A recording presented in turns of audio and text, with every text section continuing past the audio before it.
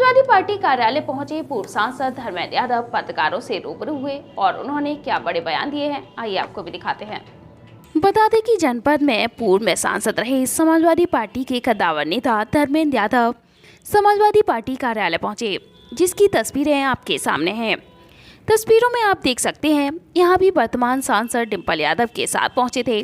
Samajwadi party और मैनपुरी जनपद के पूर्व सांसद धर्मेंद्र यादव का यहाँ गर्मजोशी के साथ नेता, पदाधिकारी और कार्यकर्ताओं की ओर से स्वागत सम्मान किया गया, जिसके बाद भी पत्रकारों से रूबरू हुए और उन्होंने पत्रकारों द्वारा पूछे गए तमाम सवालों का उन्होंने बेबाकी से जवाब दिया है। पत्रकारों द्वारा पूछे गए ईडी के नोटिस, आने वाले लोकसभा चुनाव और तमाम ऐसे सवाल थे जिन पर उन्होंने अपनी प्रतिक्रिया बेबाकी से दी है। आइए आपको भी सुनवाते हैं। कांग्रेस अगर इतना तो क्या जो 17 सीटें आप हालांकि ये फैसला बड़े लोग ले सकते हैं, लेकिन मैं अपनी ओर से यही कह सकता हूँ, उत्तर प्रदेश में भारतीय जनता पार्टी कैसे हारेगी, इस चीज की समझ आदरणीय अखिलेश यादव जी से बेहतर मैं नहीं समझता कोई और उसका अनुभव लेके रहा होगा प्रदेश के मैदान में। और वो संकल्पित हैं, कटिबद्ध हैं, संघर्षरत हैं और समाजवादी पार्टी कांग्रेस का ये इंडिया का गठबंधन ऐतिहासिक तौर पे यहाँ से जीतेगा और भारतीय जनता पार्टी को हराएगा। इस बात का यकीन मैं समझता हूँ। जो कोई भी साथी इस तरह की बात कह रहे हैं उनको रखना चाहिए। अच्छा, जो पीडीएफ फॉर्मूला चल रही है आपका इंडिया गठबंधन, लेकिन पीएसपी और ओबीसी ये दोनों लोग अलग अलग चुनाव लड़ रहे हैं। ओबीसी ने भी ऐलान कर दिया है। देखिए, कौन क्या ऐलान कर रहा है, देश के अंदर इतनी पार्टियां हैं, हर आदमी स्वतंत्र है अपनी बात को कहने को, अपने फैसले लेने को। लेकिन सवाल यह है कि उत्तर प्रदेश का आवाम विपक्ष में सबसे मजबूत तौर पे किनको देख रहा है।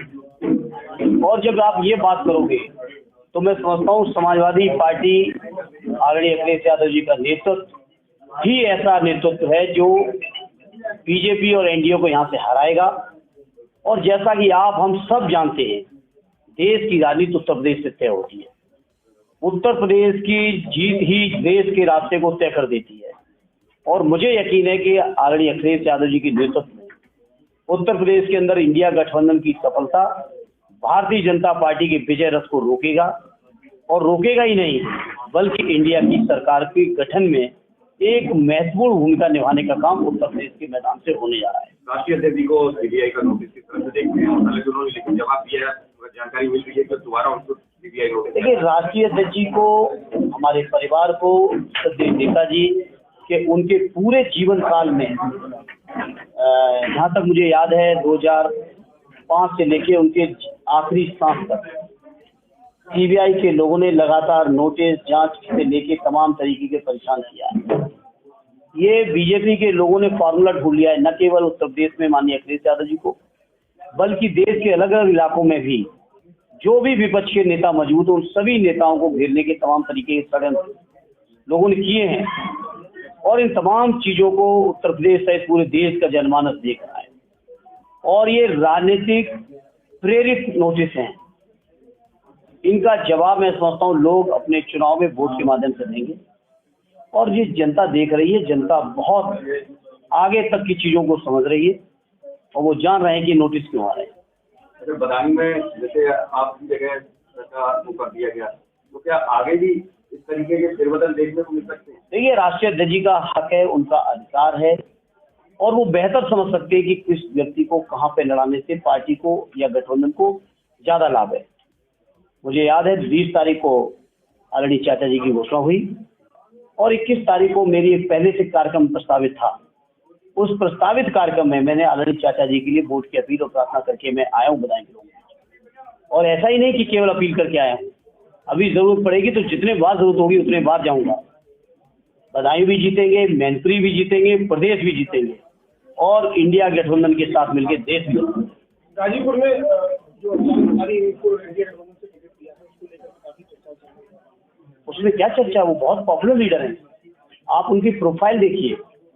अगर मुझे सही याद है तो वो कम्युनिस्ट पार्टी से एमएलए हुए, वो निर्दलीय एमएलए हुए, वो समाजवादी पार्टी से एमएलए हुए, वो पहले भी समाजवादी पार्टी से सांसद हुए, वो गठबंधन में बहुजन समाज पार्टी से भी सांसद हुए और आने वाले चुनाव में भी वो गाजीपुर की जनता का आशीर्वाद और दुआएं लेके देश की संसद में पहुंचेंगे और माननीय अखिलेश यादव जी के हाथों को मजबूत करेंगे। सांसद जी, मनोज पांडे बहुत करेंगी, अब उनकी जगह कौन उनकी विरासत संभालेगा?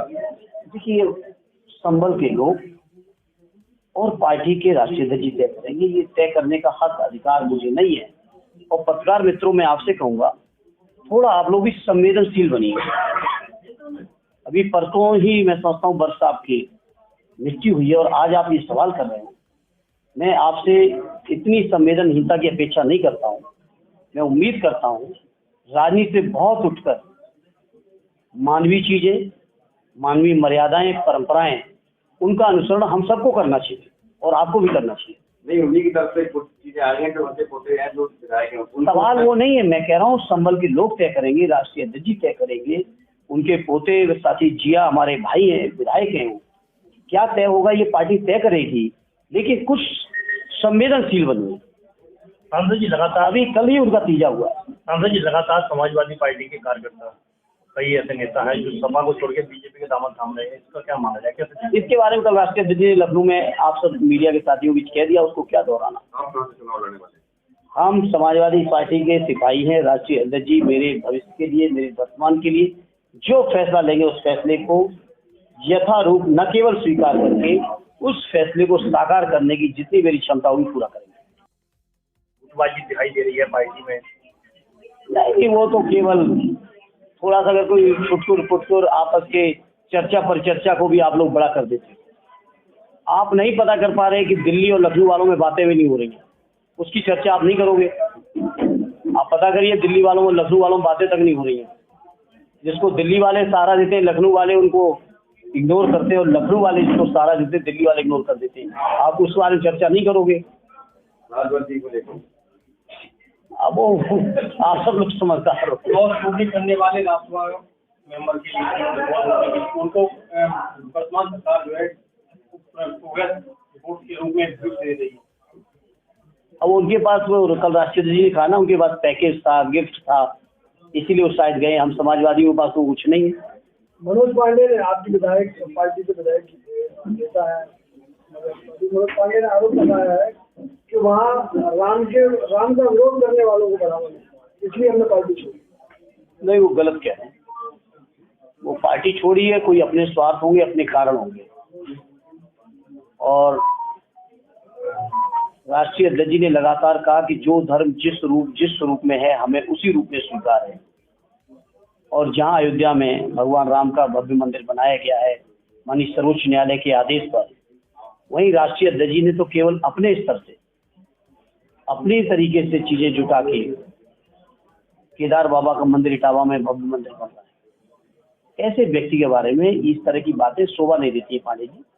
कल तक आप भी माननीय अखिलेश यादव जी के लगातार आप उनकी तारीफों के पुल बांधते थे। कम से कम इतनी जल्दी उन्हें नहीं बदलना चाहिए। धन्यवाद।